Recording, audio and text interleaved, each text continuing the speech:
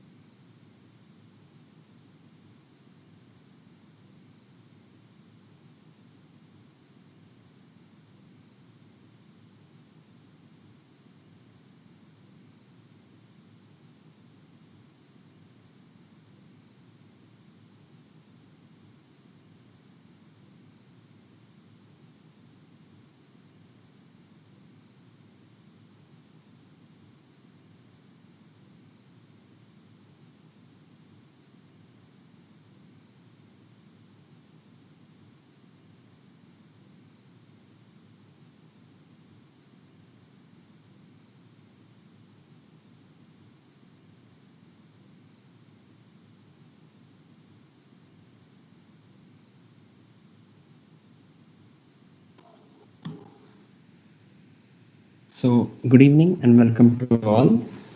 Technology Robotics Society, on the occasion of Winter School of AI and Robotics, in association with IEEE, feel immensely honored to invite Professor Jayanta Mukhopadhyay as our speaker at the guest lecture series going on. So, Jayanta Mukhopadhyay received his PhD degrees in Electronics and Electrical Communication Engineering from the Indian Institute of Technology, Calcutta, in 1992. He is presently a professor at the Department of Computer Science and Engineering. His research interests are in image processing, pattern recognition, computer graphics, multimedia systems, and medical informatics. He has published more than 200 research papers in journals and conference proceedings in these areas. He has authored a book on image and video processing in the compressed domain and co-authored a book on digital geometry in image processing. Dr. Mukhopadhyay is a senior member of the IEEE. He also holds his life membership of various professional societies in his areas of expertise. His most recent research studies have been on the topic of measurement of arterial blood pressure through the single-site acquisition of photoplethysmograph signal and cluster number assisted K-means. Today, our esteemed guest will be introducing us to clustering of a large dataset. So now we hand over the session to Professor Mukhopadhyay. Over to you, sir. Thank you, Sharad. So, how much time I have? I believe it's 1 hour session, sir. Like you 1 can hour. extend it Okay, always. fine. It's all right. Yes, Thanks. you're welcome. So, I'm very delighted to talk about some of our work, and in fact, Sharad has already mentioned particularly one topic of my recent work on cluster number assisted K-means algorithms, which we recently published. And this particular talk will be also addressing some of the issues what we have addressed to considered there in that paper. So what I understand that already many of you know what is meant by clustering, but still I will just give a brief recap and some of the approaches of clustering. Then, in particular, we will discuss about what are the issues related to applying this kind of algorithms or developing techniques for clustering large data set. I could have written big data, which is kind of a catchy word. I did not put big data because big data also means something more. And my problem, we are trying to keep it, rather we are trying to say it is a large data set, which can be also applied in some sense for big data. Now let us understand what is meant by clustering, and it is the task of organizing objects into groups whose members are similar in some way. So this is something very loose definitions in that the loose definition of the group. So in a clustering, groups are not really well defined. Whereas you know that there is another kind of problem in machine learning, which is called classification, where groups of objects to a class, their properties are very well defined. But in a cluster, it's a kind of collection of objects which are similar to each other, and clusters. So these are the two things, if we can satisfy when we have a partitioning on a set of objects, then we can say, okay, this is a possible set of clusters. Some of the clustering examples, common examples could be from the point of view of image processing, when you are segmenting the image pixels, that is also a grouping of pixels of certain similar properties, or we call it homogeneity. Connectedness is also an property there. So we can say it's regions of homogeneity in an image, and we call them segments. So grouping of similar components. That component leveling is a term which is often used for segmentation, particularly with respect to the graphical representations strategies are there. So just to give some kind of visual understanding of what is meant by clusters in this image. And as you can see, there are different kinds of objects. So we are trying to put the similar objects into one set. Like mostly we have considered here, for example, two different clusters where you have those mushrooms, and there is a biomass, black biomass, which is there. So we can consider, suppose there are two such groups. But when we talk about the image processing, image segmentations, again, the connectedness can be considered also another property, and you can have so many different segments, connected segments there. So what are the motivation behind these clustering algorithms?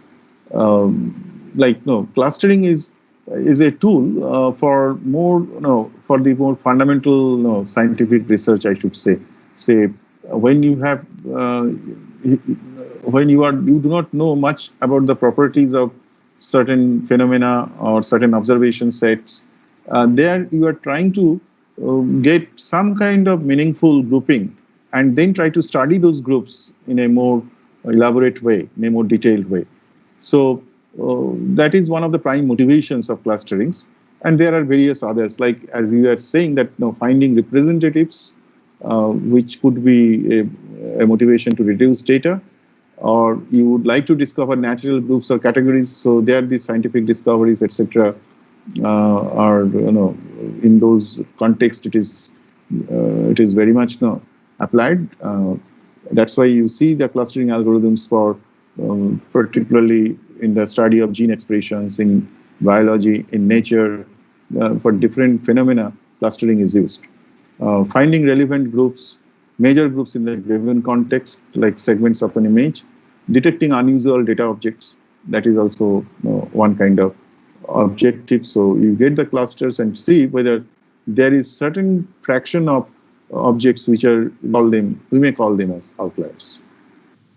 So as I was mentioning that let's have a recap of typical three approaches of clustering, and I will briefly introduce you three such algorithms which are very popular algorithms and which are widely used in different areas. Like one of the approach would be simple partitioning the space. So you consider a feature. So as you understand now, in our objects, mathematically, we represent them as a feature vector. So a feature vector could be considered as a point in a real space. So if I can partition the space in a judicious way, and then try to see that in which partition a particular feature point or a point lies, then we say, okay, those partitions itself are defining clusters. So from my data set, I can find out the groups by finding out whether 2 points are belonging to the same partitions or not. In this way, I can always define a relation and I can get the clusters. The another approach would be that we can build hierarchy of groupings. So for the partitioning the space, one of the limitations is that how many partitions we should consider. So you can have certain some kind of uh, intuitive argument of setting partitions in a space depending upon the data.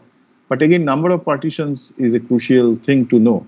Whereas when we are building hierarchy, we may consider multi-level descriptions of these partitions. That means, you can have large size of partitions. Then each partitions can be considered also divided into sub-partitions. So in this way, you can build a hierarchy. It may not be exactly partitioning. It may be considered as, you try to build up the similarities, considering the similarities of data point. You try to build up the groups either from the bottom up, that means bottom up approach from the data points, or divide it and subdivide it in this way, that is the top down approach. So which is like bottom up approach is agglomerative and top down approach is divisive. So it is with respect to the tree structure representation of any hierarchy. Just figuratively, you try to understand that. Then the component extraction is also another approach. In image segmentation, in fact, I was mentioning about components. So it is a similar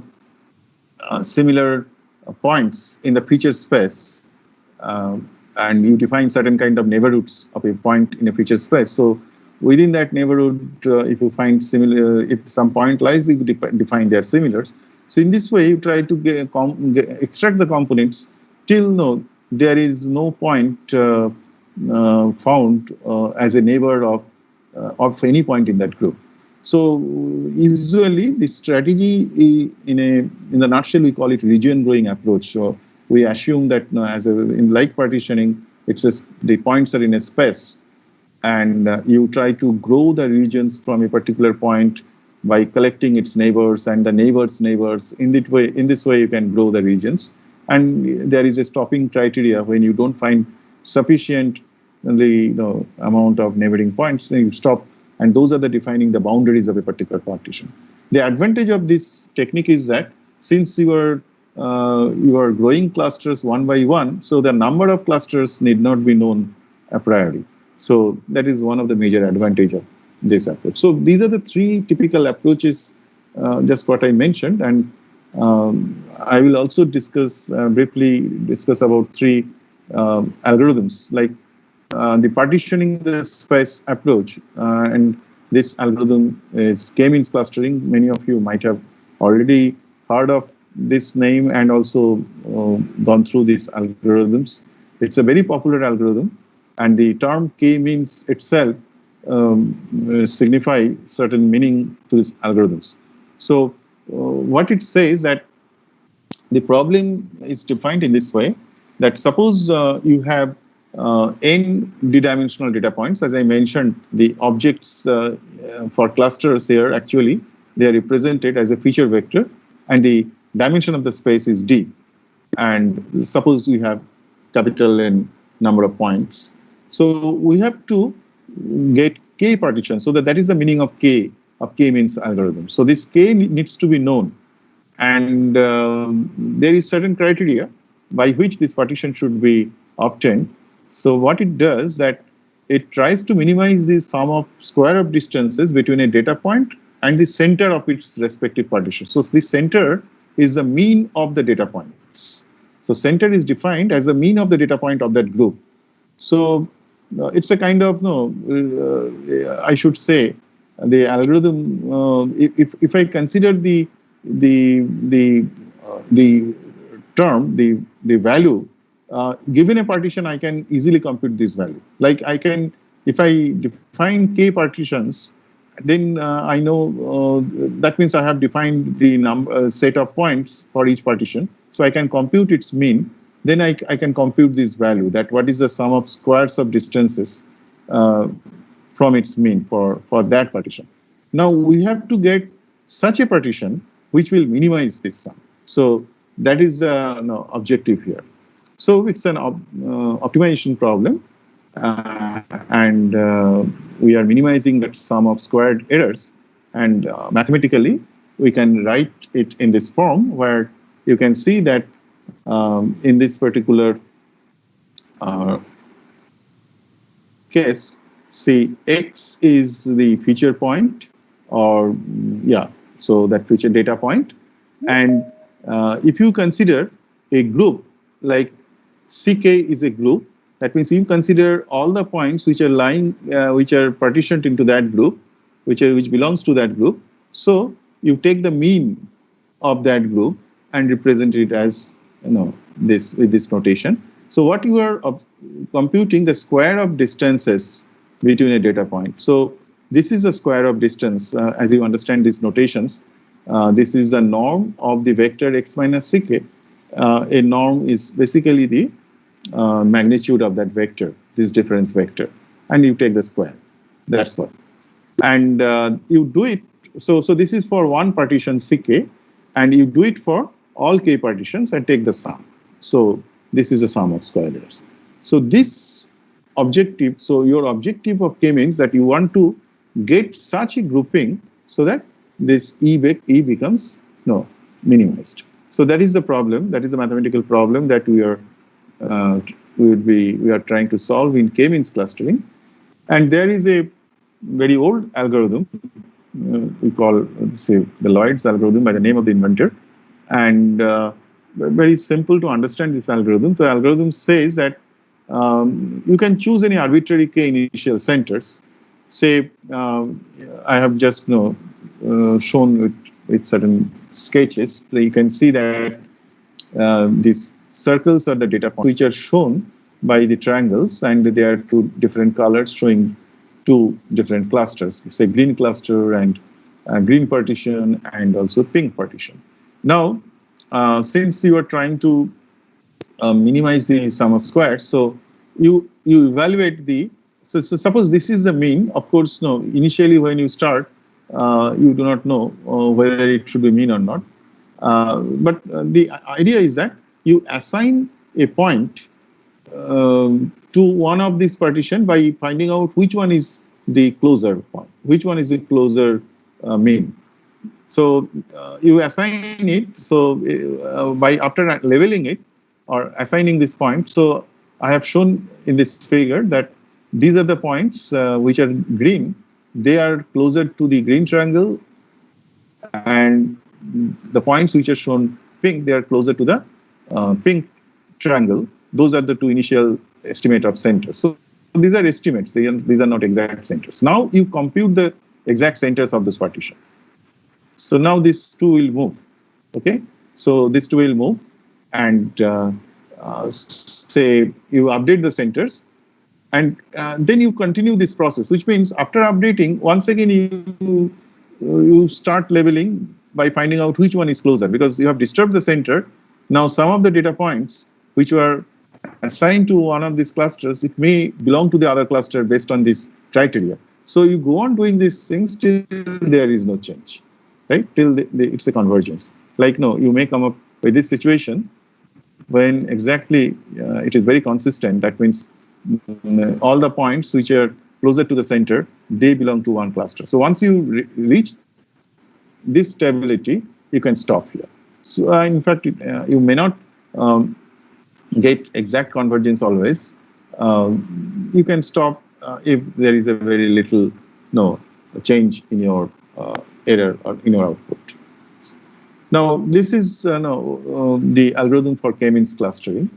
The other next algorithm which I will be discussing, that is hierarchical clustering, and this is the second approach. That means the hierarchical approach of doing clusters, getting clusters. As I mentioned, that it builds hierarchy of groups, and usually a bottom-up approach, which is very popular algorithm that I would be discussing. And for grouping from the data point itself, starting from a pair of data points, then group pairs of pairs like this. So, and for that, we will be using a distance matrix among the samples. That means if there are n data points, I will derive an n choose 2 distance values among any pairs of points. And then this algorithm I will apply by finding out, by merging or by forming groups of points which are closest in the sense of distances. So at every level, we try to find out two closest groups, considering the distances, there are certain measures by which this closeness is associated, and in this way you go on merging two groups, and finally you land up with only one group which consists of all the data points. So that is the topmost partition, in that sense that actually does not have any information, which means all the points belong to the one cluster at the top. But after that level, really you have information that you are getting different groups. So you have, in this case, explicit feature representation may not be required. So that is one advantage of this algorithm. So as you are defining distances, now definitely if you have explicit feature representation, you can use the distance, in the feature space, you can use some distance function. So that is one way of obtaining distances. But in many cases, what happens that distances can be computed between two objects without representing it as a feature vector. So there are some techniques, some mechanisms in certain contexts you can have. So if you have distance matrix, that is sufficient. That is ideal. And the approach is a non-probabilistic approach. Here, one example, it is shown from this particular book on bioalgorithms, actually bioinformatics books. So what we are showing here, suppose you have two-dimensional feature points. So in the right rectangular box, I have shown some of the points which may be a little difficult to read from your views, but at least you know the positions of those points. So those points are actually, in some way, they are representing, suppose in the bioinformatics context, they are representing, say, certain genes, certain objects. And here it's represented by a two-dimensional feature point. So you can define distances among those points. And what you do, you find out the closest neighbors or closest pairs of points, and you form a group. So even if you have groups, so initially you have 9 clusters. Each data point forms a cluster. So in general, what I say, you find out 2 closest clusters from the distance point of view. So from 9 you get 8, and in this way you resolve at every level. You merge 2 clusters, and as it is shown in the diagram, every time what we are deciding among a certain number of clusters, we are trying to find out 2 closest clusters, and then we are merging them. We are forming a node for the next level of hierarchy. So this is what we do in the hierarchical clustering. So there is algorithmic descriptions. I may not describe the whole thing. I hope it would be clear to you. Like, as I mentioned, 2 closest clusters, and then you merge them, which means they should contain the same elements. And there is a description on how do you manage the distance matrix. Let us not go into those details. Let us understand the principle only. So one of the thing which we need to define, that how do you define the distance between 2 clusters? It is easier to define distance between 2 feature points. Like I have used, say, Euclidean distance between 2-dimensional points in the 2D feature space. But when you have a set of points, so how do you define the distances? Now there are different ways you can do it. So these are certain options which I have shown. One option could be that you simply take the average of distances of all possible pairs given 2 clusters, and that denotes the distance between 2 clusters. Or you may consider the minimum distance between 2 data points in 2 clusters. So there could be different different ways to compute it, but use this distance to build this hierarchy, to declare which are the closest clusters. So this is the second approach or second algorithm which we discussed. The third one, which considers extraction of components or kind of region growing algorithm, and this is also a very popular clustering algorithm. This is called density-based spatial clustering of applications with noise, or in short, DBSCAN. That is the algorithm. So in this case also, we are trying to get a component, but we do not explicitly compute a distance graph. That means, if I consider the previous case, Actually, there are certain techniques where you can form a graph and then get the components, which I have not discussed here.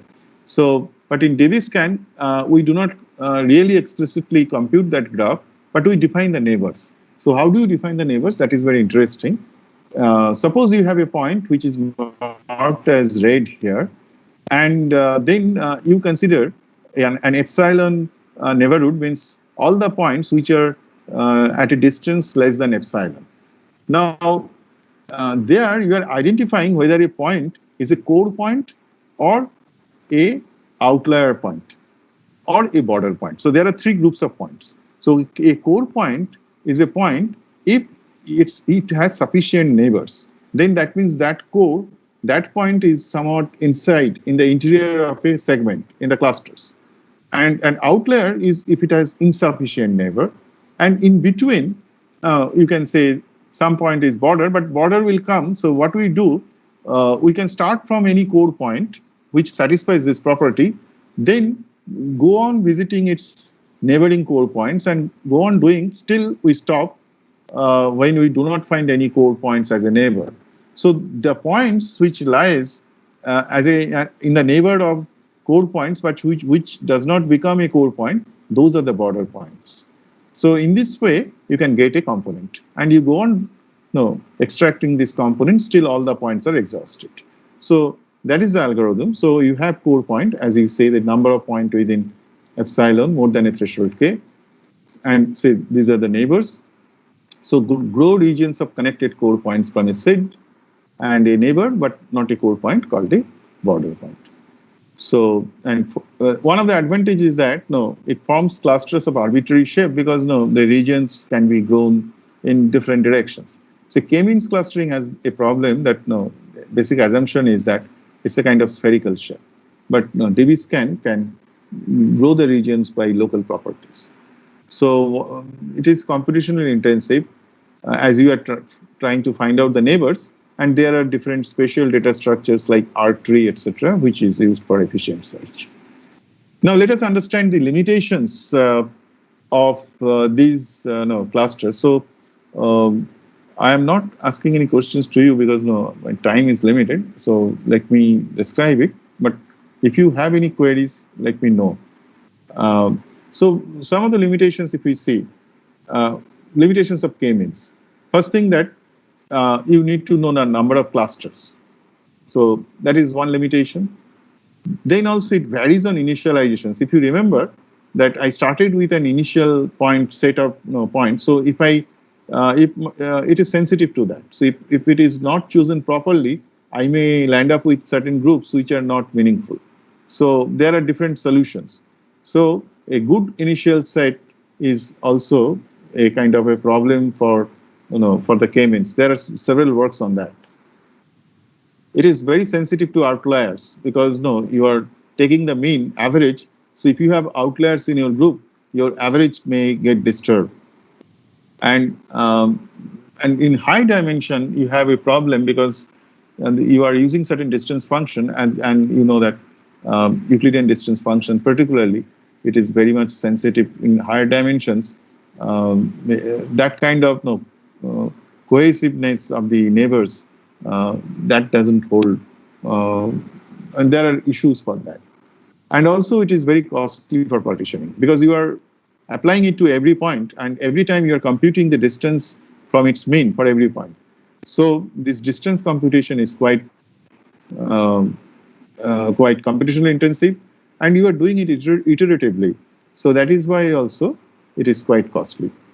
So you understand from the point of view of big data or large data set, this is this algorithm has certain limitations of these two things. Like high dimension, usually the data sets for a large data sets, the dimension could be also very high.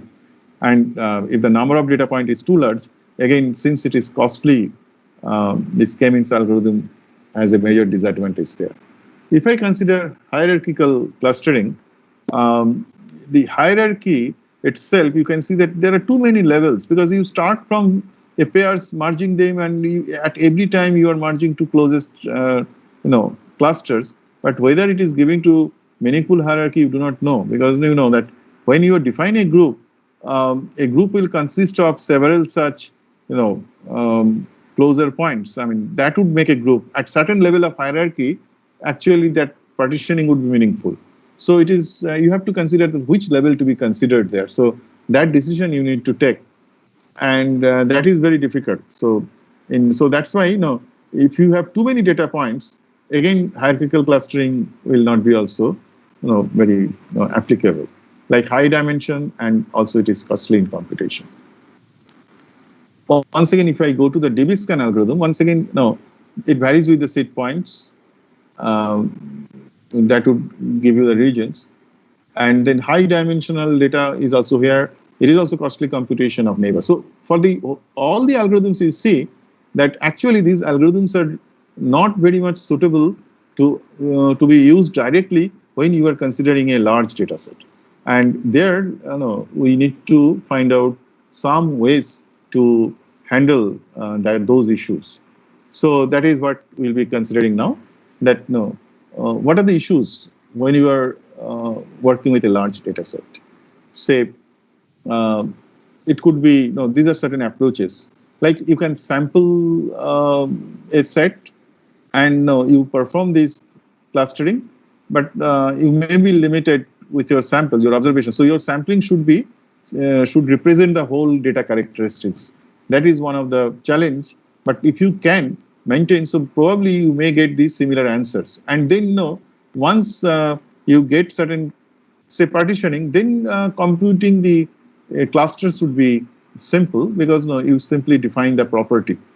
And it may be that when you do the sampling, there are several parameters. So what you can also consider that because the results may be different for different sampling, but if it is really a good partition and good parameters are judiciously chosen, you expect even on the average, even most of the samples, you will get similar results. So that is also one trick by which repeated sampling, we try to improve our estimation, or try to make our results more robust. So sampling is one of the major tools, and repeated sampling is also one of the major technique by which you can handle a large data set. The other technique from the that current trend of data processing, and when you have a large data, when you have big data, and all those things, those can be handled once again by a large model, and there the deep learning techniques are used. Only problem is that most of the deep learning techniques that we so far, many of them are discussed with respect to the supervised learning problems or classification problems. There are unsupervised learning issues are there also, techniques are there. So we have to consider some mechanisms by which use a large model and then train it to get clusters to solve this problem. So using the technology, using these algorithms, computational framework also, you can handle a large data set. So these are the two approaches that we will be considering. I will give you two specific examples. And one of the method I just mentioned in the beginning itself, and that is this recent work, what we did, that is the cluster number assisted Kmeans algorithm, where we have used the sampling of the data points and performing clusters on sample data sets, and then finding out whether your result is robust or not, make a quality check on that one. And then you get that answer. So that is what this approach does. So it just randomly sample, and so it key to provide a scalable solution, because you are working with a small data set, and your technique does not depend on the size of your data. Mostly it is the number of iterations and those things that will depend. So this is what this is a principle for the K-means. Like if you have really a good partitioning, that means if you can get true number of clusters and get good partitions, then you can assume that even after repeated sampling, the means what you get, and that means I mentioned here centroids. Now those will be lying close to each other. The correspondences between means, so you'll find these positions are not greatly disturbed. You are going to get more or less similar, at similar positions of the centroids. Only problem here is that now when you are solving at different times, now your levels of the cluster numbers may not remain the same, but you have to build up certain correspondences between one clustering with another clustering. That means the partitions of two clusters whose centers are really close. So that is what we need to look at it, and that is what CNAT does. And it estimates the number of clusters and then accumulate the results, because while estimating the number of cluster itself, we are also doing we are computing these means. So naturally, the partitioning is also defined. So simultaneously, you get the estimation by the strength of the estimation can be reflected by a score, which depends upon the stability of your result of the that means centroid should not deviate much. So that is the kind of quality check on your result. And once it ensures certain quality, you accept it, because you can take averages of those centers, etc. So that is what we do. So just to give you a kind of intuitive reasoning that how it works. So you can see a scenario that suppose your data point has 5 clusters. So I have shown it by these points. I'm not sure how big it looks in your display, but no, there are five data points which are shown here. And if you consider suppose k equal to 3, so you do not know, because you have been given a set of data points and you do not know what is the number of groups are there. So suppose you start with k equal to 3, you take k equal to 3 as a possible option, and you put some of the mean, which are shown by red point here, red triangles here. So many of them may not be properly visible. So this is one point, and say this is another point, and if you do the repeated sampling, it is on 2 randomly sampled sets in 2D. So this is one center, this is another center, and then if I co-plot them, I will find that these are the deviations. These are the deviations between them. So they are not exactly matching. Coincidentally, this looks very closer, but since we are repeating it number of times, so statistically we will be getting also the point observations where they are largely deviating, which means k equal to 3 is not a correct natural grouping, natural number of the clusters. As we can see that from the distribution, there are 5 clusters. Similarly, if we do it for k equal to 7 also, you will have these similar observations. Though if you increase the numbers, as you can see, the deviations are less, but still you will have some deviation of the points in that case. Whereas for k equal to 5, in all the cases, you can find that the deviations are very small. So statistically speaking, if you do it more number of times, and if you observe this score number of times, so you define a score based on these deviations, and then if you observe it and take statistical estimate by considering its mean and standard deviations, and then you can find out the true cluster number. So that is how the CNAC algorithm is defined. And also, as you see that you have already computed the cluster centroids by estimating them by taking the mean. So you can also get the centroids of the K-means clustering. So this is the block diagram.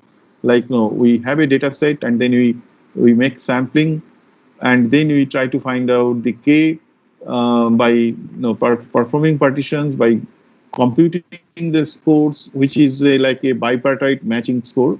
I think it is. This is the problem. What I was explaining. Suppose in a particular clustering, you have these are the centers. Say when k equal to 3, for example, and in the next instance of sampling, suppose you got these centers. Now, what you need to do, you need to build up the correspondences between the centers which are closer. So this problem can be mapped as a minimum weight perfect matching of a bipartite graph, which can be solved in order into data points. There is a standard algorithm for that. So we can use this Hungarian algorithm or Mooncrest algorithm, and statistically we can find out, and also we can put those if for a good k. So what we do for different k, we compute this score, and if I plot them, there would be some local minima. As you can see that these are the local minima, and you can choose the minimum most minimum point as the k point. In fact, each local minima itself is a possible candidate of k, and they also can be considered that now they are giving the levels of hierarchy which is in the data point. So that is also interesting to observe. So this is what we do: optimal k providing minimum score. And SYNAC, the complexity, we can see that this is a complexity what is shown, and it is independent of the number of data points. So there is advantage if you have a large data point, large size data point. So your complexity is independent of n, but of course it depends upon the number of iterations and also the k values of k, because you are doing it multiple k, so it has overhead in that case. It is possible to detect hierarchy, as I mentioned. So this is the approach for the random sampling based, handling large data sets. Then let us consider the another approach where I mentioned that you can use deep learning techniques and map the problem to clustering problems, so that which can handle large data sets. So already, there exists various deep learning based neural networks, and if I can use them, then my job processing a large number of parameters is involved. It needs for parallel computing, and particularly when you have GPU computing, etc. So I'm not going to give you the basics of deep learning here, because I assume you have some background on that. So I will try to show you that intuitively how this could be handled for the clustering problem. So most of you who have already gone through some of the basics of deep learning, you have seen that most of these networks are meant for supervised learning or classification problems, right? So you know that a neural network looks like this, and in a deep learning, let me skip this slide. And the advantage you have, you can extract features. So in the clustering, you need data points, but if you use deep learning, even those data points can be learned. So that is the advantage of deep clustering there, right?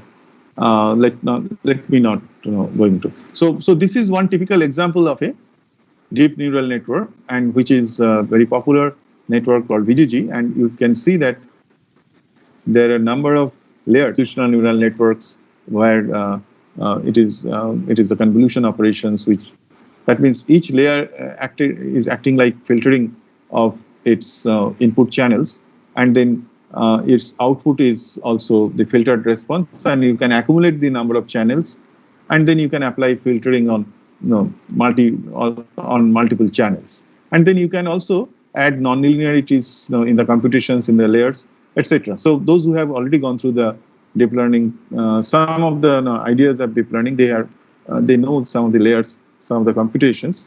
So one of the thing in deep learning, as you can see, that what this network does, it optimizes while training. We try to optimize certain loss function, so to achieve certain objectives. So objective here, for example, for the classification, there are different kinds of loss function is there. So like you define a model, then you predict the output. So you define a loss functions depending upon the what is your predicted output and what is your true outputs, and you update your model by changing the weights, and then you can train when it converges and use that particular network. So these are the certain loss functions which are used for classifications. Now, when we define, so I'm once again, for the sake of time, I will be giving you intuitive. Yeah. So in the unsupervised deep learning, what we are trying to do that we define a loss function in such a way that it favors a good partitioning. So that is the trick. So you keep the same model, and so your input. Let me use a diagram just to intuitively explain. So you have a model, and your input is certain data point now, which can be also learnable. But finally, this is your input, and your output is output would be some k number of. See, instead of classes, let me call it clusters. That's the difference. So given a data point x, if you find its output response is very strong in certain node, so that is the cluster number. So that is the way you define the belongingness of a point to a cluster in the deep learning framework. So what is your objective? You try to train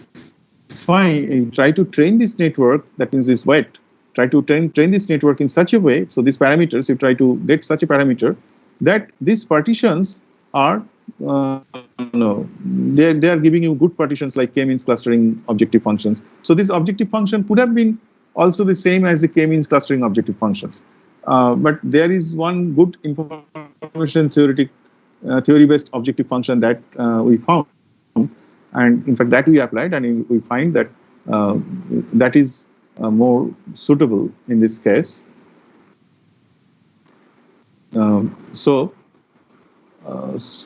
Right. So that is what we are. These objective functions, we worked on that objective, and we name this function as recal. In fact, recently also we found a past work which is very similar to our objective function. So what it does in this case, we are considering once again. Let me go back to that simple diagram. So the idea here is that, as I mentioned, suppose there are k partitions, and you have a feature vector as an input to this model. So what is the ideal situation? Ideal situation is only one of them should be high, rest of them should be zero. Okay, that is one kind of good partitioning.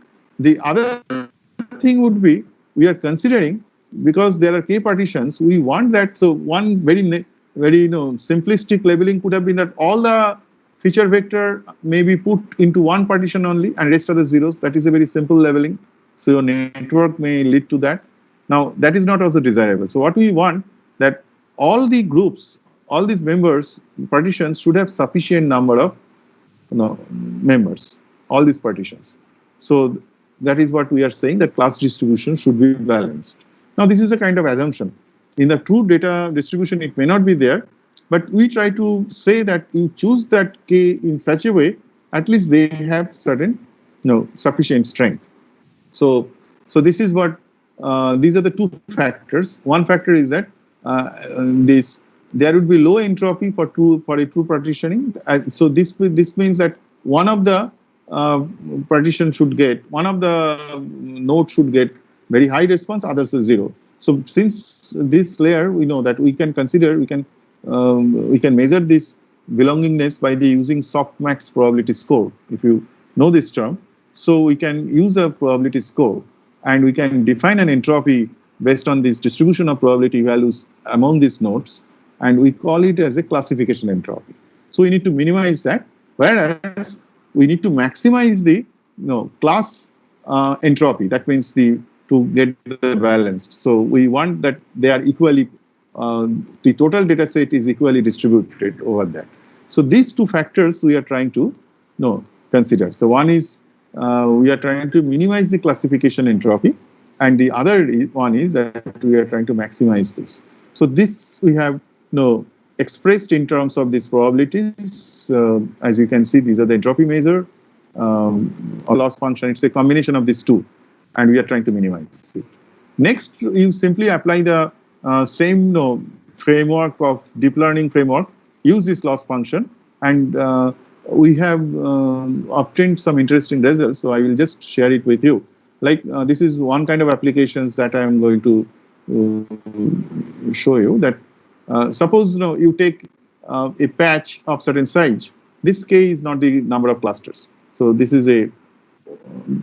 parameter is the patch size. It is not the number of nodes. Huh? So though I have mentioned both the k. Anyway, any patch size of certain size, that is your input, and you learn the features, and you train the model with these patches. So you take patches of images randomly, you choose the patch, and you go on train the model to minimize the loss function. So what you will get finally, you get from the model, you will get certain segmentation, because patches which are mapped to the same node, they are considered to be this similar. So with certain kind of I should say good granularity, because here we are simply considering patches as similar. So those patches are put together, and we can consider them as a similar group. So in this way, we have applied it in remote sensing data, and we have seen that in a multispectral data, because in the multispectral data you can get you can get some there are certain pre-processing which I am not discussing, but ultimately they are all k cross k patches of certain multi-channel data, and then you get some groups, and we can later on through visual inspection with Google Map, we can also find out the semantics of each groups. So it is on list 4 data sets using this. There are 3 channels. One is infrared and green blue, and even you can use synthetic aperture radar, pre-process the data, represent it in 3 channels. There also you can get this group. So these are certain things we did. In fact, using semantic associations, later on we can make cluster class associations and use it for supervised learning to paddy detection. So I'm leaving those details. These are some of the glimpses of our recent work. So just to conclude my talk, that as I just mentioned, that clustering of a large data set is more challenging. One of the thing is that to find out the number of clusters, then how to represent partitions, that is important. Because if you have a large data set, just set of points itself, it would be very memory intensive. To store them as a cluster, it will be memory intensive. So on the other hand, say if you have some abstract representation like centroids, etc., that is more meaningful. Even in the deep learning setup also, framework also, you see that it is the nodes which are representing a cluster. So representing a partitions is important. How to compute partition, that is also important. I mean, these are certain issues. And 2 possible approaches we mentioned, like sampling-based approaches, which checks the robustness or stability of the results, or you can use the deep unsupervised learning, where you can use certain suitable loss function to obtain good partitions. So with this, let me stop here. I see that I have taken most of the time, but I'll be very happy to answer any questions from your end. Thank you very much. Thank you so much, sir. So we have a few general questions for you, sir. Okay. Yes, sir. Like the first one is like, what interested you in your current field of work, and can you tell us about your inspiration? Yeah, I mean, first thing is that I'm quite. I should say my inclination is to more on mathematical analysis. Though I am not a mathematician. So by training, I did my BTech in electronics from this institute. In fact, I did all the things from electronics department from this institute itself.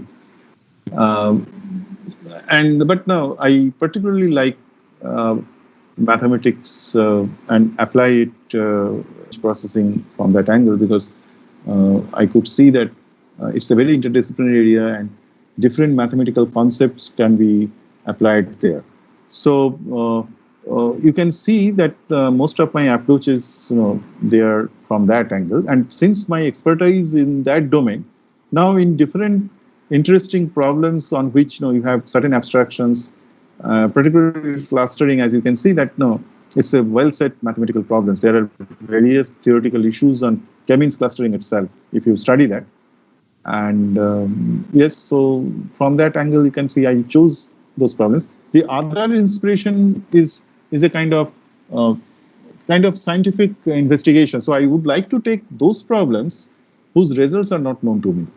So there are various engineering approaches. Sometimes we think about a solution before taking a problem. Now, that is the approach I don't take.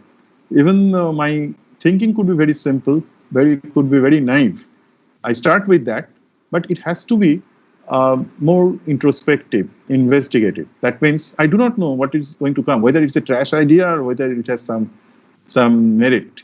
So I need to do some exploration. So when I shared my ideas with my scholars, initially, they they don't agree. And I also do not know. I do not have that kind of conviction. So through our work, we could find, yes, there are ways through the reviews, through interactions with research community, we can see, yes, there is some merits, and we try to find out, we try to improve our thinking. It takes time. So that is another inspirations of these ideas. We try to do something fundamentally different, take some challenging problems, and which may not have a immediate solutions to your mind. You are just interested to see what is going to come out of this exercise. It's perhaps great to know your journey, sir. So yeah, the second question is like, what is the future scope of computer vision and image processing and data science? Like, how can it change the way we use our technology in the future? I think you already know the answer. I don't have to tell that. By going through the current trend, current technology, you can see that you cannot mention any area where the vision, image processing, data science also you say. So data science is a major term, but in particular, I should say that vision and image processing is not applied. You name any areas of science and technology today. So, because the thing is that, see, what we are trying to do, we are trying to understand our physical world more and more, with more accuracy, trying to model them. Now, naturally, as an human observer, you have limitations. Huh? You cannot see everything. So you have to do indirect measurements, indirect observations, and imaging plays a great role there. So there are different ways of taking images. You know that black hole has been discovered just through images only. We cannot see black hole. But reconstructing images through different sensors. So it's purely image processing there, if you go through that. It is purely data science there. If you go through the recent papers on black holes, how those fantastic image of black holes, what you have seen. So there, all those applications are there. So naturally, there are many challenges. Nothing. Just to tell you frankly that when we are doing research in 90s, I mean, I did my PhD in '89, and then I continued in this institute. At certain points, people thought that image processing is saturated. Somehow that was the feeling. This technology, etc., etc. So there are various other directions. Naturally, the technology has its own role to play for the advancement, like VLSI, all those things. Even the AI also was sidelined.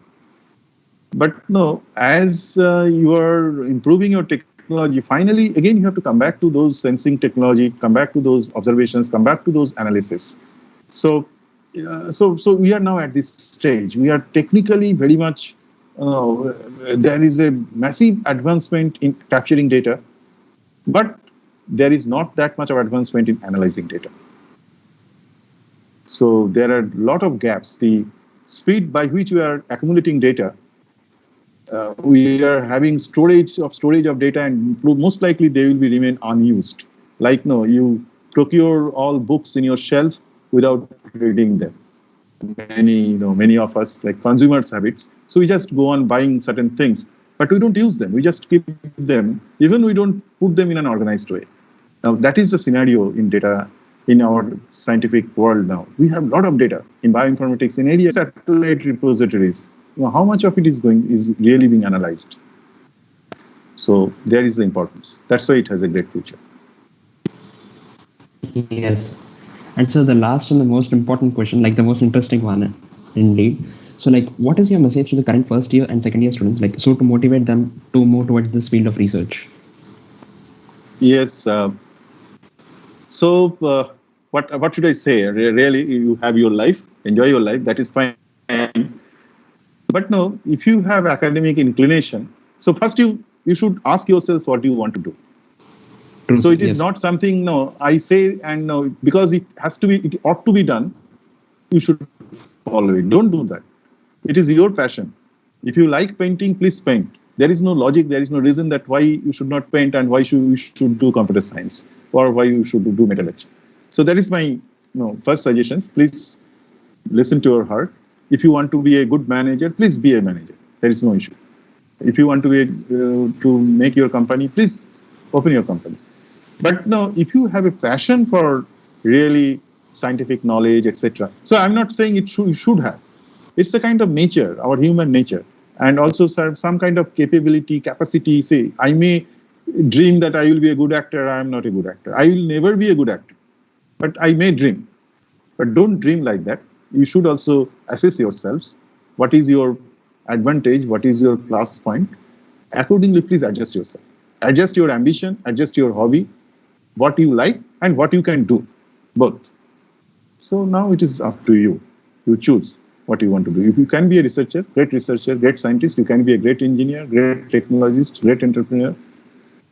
So think about it. Yes, sir. So thank you so much, sir. It was like an amazing session. Like we learned a lot of things, and Thank you very much. and also thank you for your valuable time, sir. Thank you very much. Thank you for listening to me. Okay. Yeah, sure. Thanks. Thank you, sir.